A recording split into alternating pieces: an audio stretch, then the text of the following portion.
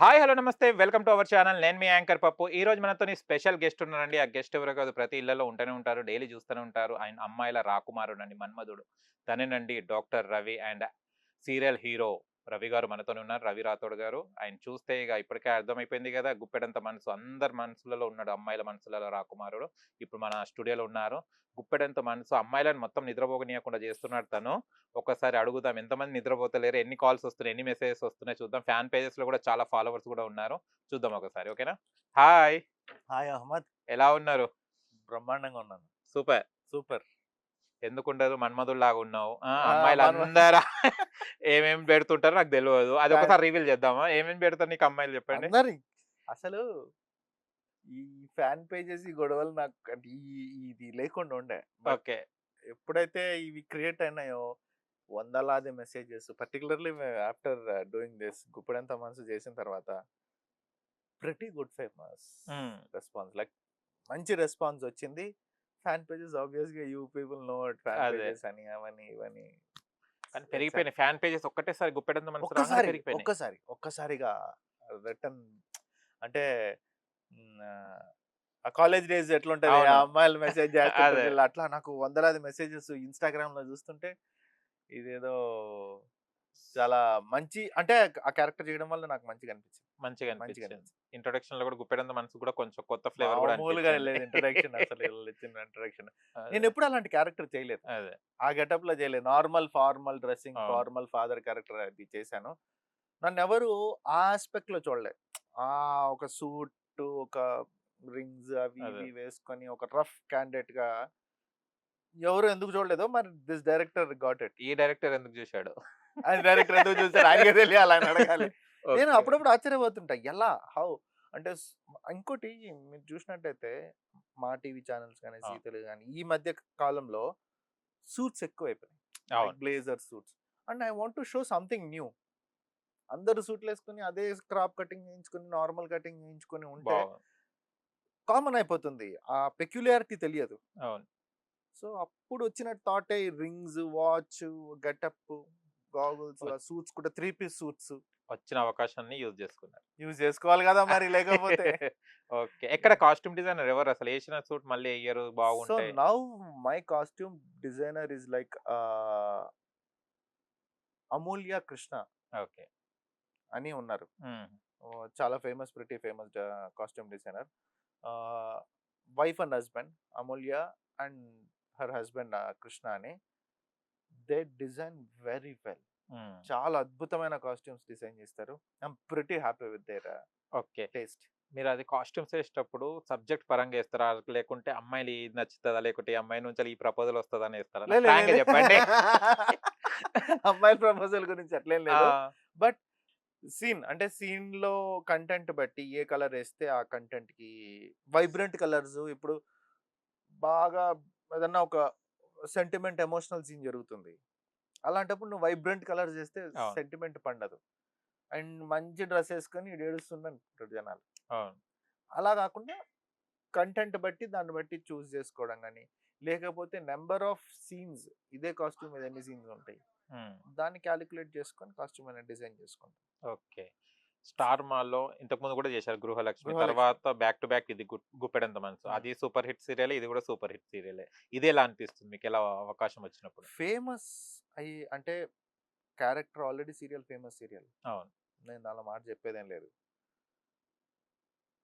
కానీ ఇది చేసిన తర్వాత ఈ ఫ్యాన్ పేజెస్, గొడవలు ఇవన్నీ నేనెప్పుడు ఇంతకుముందు ఎక్స్‌పీరియన్స్ చేయలేదు. నాకు ఫ్యాన్ పేజెస్ ఉండేవి గానీ, I was going like that. కానీ పర్టిక్యులర్‌గా ఈ సీరియల్‌కొచ్చిన తర్వాత ఈ ఫ్యాన్ పేజెస్ పర్టిక్యులర్‌లీ ఒక 10-15 ఫ్యాన్ పేజెస్ ఓకే. అంటే వాళ్ళకు తెలిసి చేస్తారా? తెలియక చేస్తారా? లేకపోతే ఎవరన్నా చెప్తే చేస్తారా? నాకది తెలియట్లేదు గానీ ఇంటెన్షనల్‌గా, పర్సనల్‌గా ఇప్పుడు నేను ఫర్ సపోజ్ లైవ్‌కొచ్చాను. ఎందుకు ఫస్ట్ నుంచి చెప్తాను. When I started doing Guppedantha మనసు. నేను మామూలుగానే సోషల్ మీడియాలో చాలా తక్కువ. ఆ! చాలా తక్కువ. నేను సోషల్ మీడియా పెద్దగా పట్టించుకోను.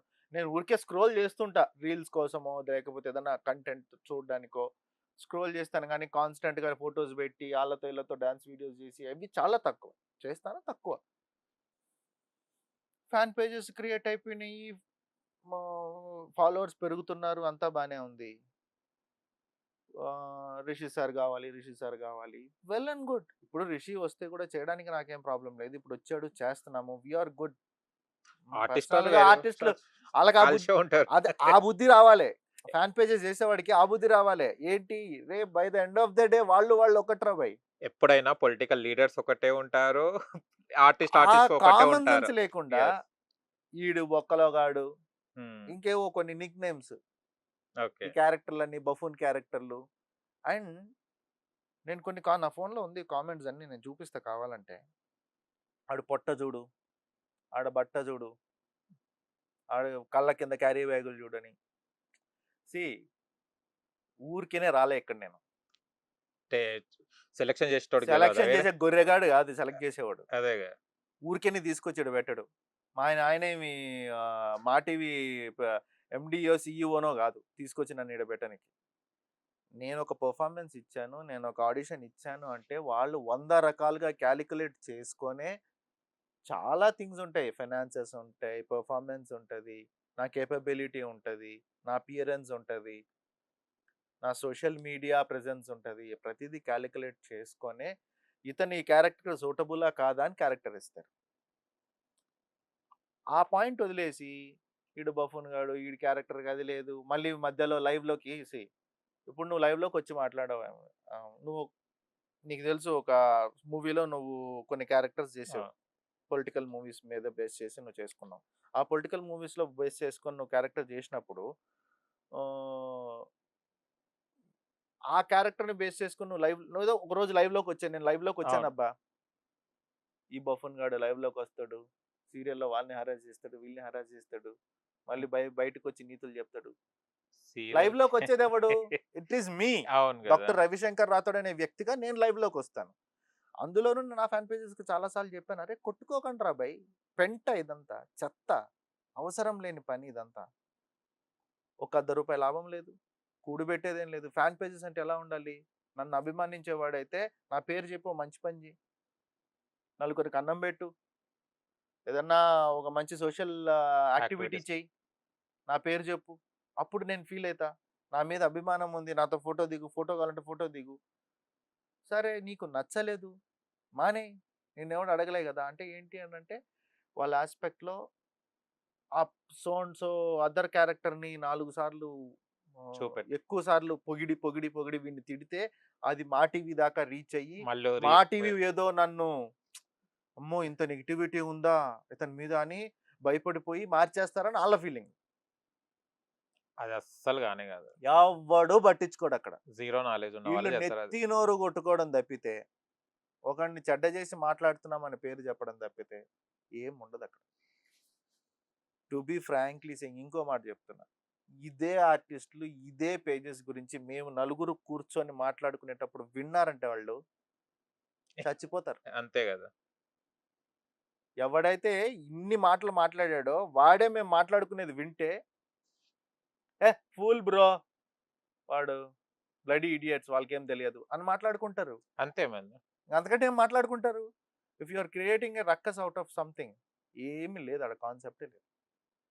నేను రిష్ మ రిషి బ్రహ్మాండంగా కలుస్తున్నాం సెట్‌లో. మంచిగా మళ్ళీ ఇప్పుడు మాట్లాడుకుంటున్నాం. కలిసి మంచిగా చేస్తున్నారు తింటున్నాం. గదా! కలిసి చేస్తాం. ఆ తిట్లకేమైంది వాళ్ళకే అది ఇప్పుడు వాళ్ళకేమైంది? వేస్టే. ఏం వాళ్ళకేమన్నా వచ్చిందా? ఏం రాలేదు.